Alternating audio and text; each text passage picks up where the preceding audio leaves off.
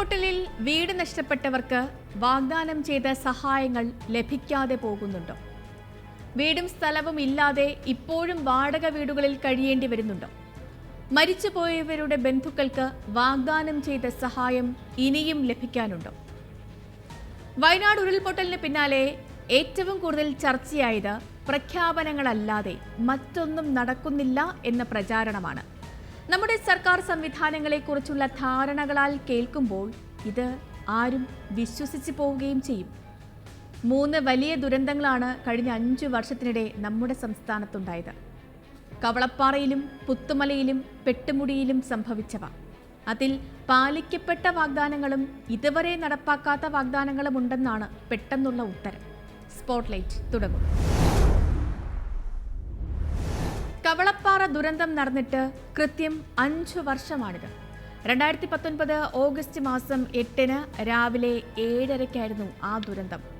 പകൽ നടന്നിട്ട് പോലും മരണസംഖ്യ വലിയ തോതിൽ ഉയർന്നു. 59 പേരാണ് മരിച്ചത്. 48 മൃതദേഹങ്ങൾ മാത്രമേ കണ്ടെടുക്കാൻ കഴിഞ്ഞുള്ളൂ.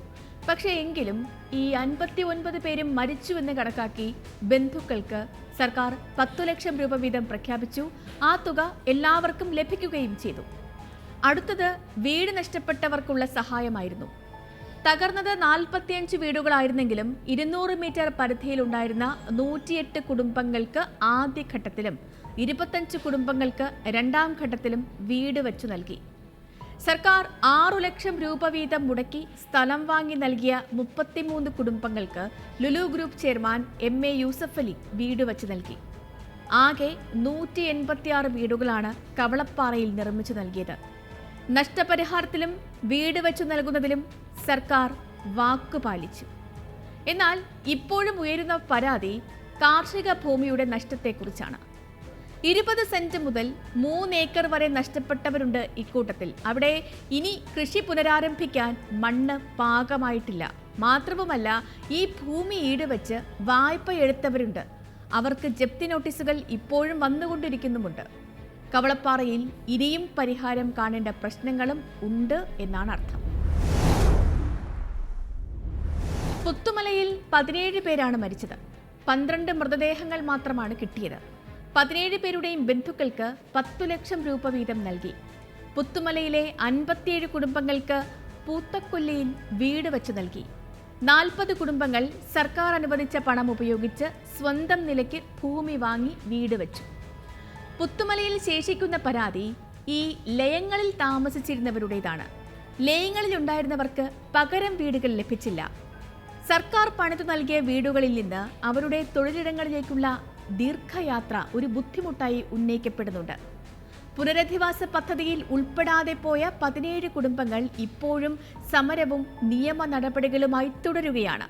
റവന്യൂ പേരേടുകളിൽ ഇവരുടെ ഭൂമി നശിച്ചതായി രേഖപ്പെടുത്തിയിട്ടില്ല എന്നാണ് പഞ്ചായത്തും സർക്കാരും ഇതിന് നൽകുന്ന വിശദീകരണം. ഇടുക്കി പെട്ടിമുടി ദുരന്തം നടന്നിട്ട് 4 വർഷം പൂർത്തിയായിരിക്കുന്നു. വയനാട് ദുരന്തത്തിന് മുൻപ് നമ്മുടെ സംസ്ഥാനത്ത് ഏറ്റവും കൂടുതൽ ആളുകൾ മരിച്ച ഉരുൾപൊട്ടലാണ് പെട്ടിമുടിയിലേത്. 66 പേർ മരിക്കുകയും 4 പേരെ കാണാതാവുകയും ചെയ്തു. മരിച്ചവരുടെ കുടുംബങ്ങൾക്ക് കേരള സർക്കാർ 5 ലക്ഷം രൂപ വീതവും തമിഴ്നാട് സർക്കാർ 3 ലക്ഷം രൂപ വീതവും കേന്ദ്ര സർക്കാർ 2 ലക്ഷം രൂപ വീതവും പ്രഖ്യാപിച്ചു. അങ്ങനെ ആകെ കിട്ടേണ്ടിയിരുന്നത് 10 ലക്ഷം രൂപ വീതമായിരുന്നു.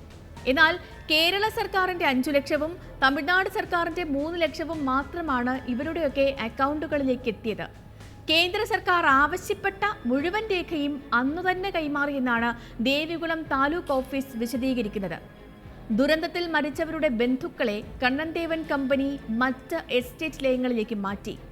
മരിച്ചവരുടെ ഉറ്റവർക്ക് കമ്പനി തന്നെ വീടും നിർമ്മിച്ചു നൽകി. ഇതിനൊക്കെ പുറമെ സംസ്ഥാന സർക്കാർ കുറ്റിയാർ വാലിയിൽ 8 വീടുകളും നിർമ്മിച്ചു നൽകി.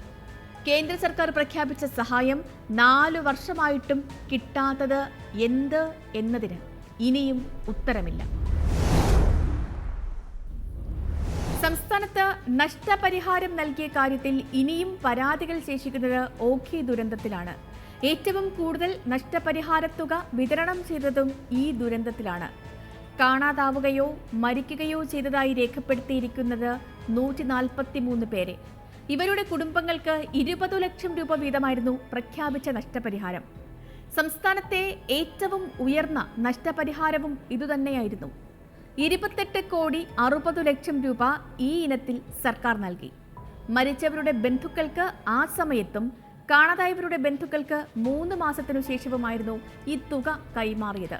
ഇതിനൊക്കെ പുറമെ കേന്ദ്ര സർക്കാർ 2 ലക്ഷം രൂപ വീതവും നൽകി. അങ്ങനെ 1,14,000 മത്സ്യത്തൊഴിലാളി കുടുംബങ്ങൾക്ക് അടിയന്തര സഹായമായി 2,000 രൂപ വീതവും നൽകി.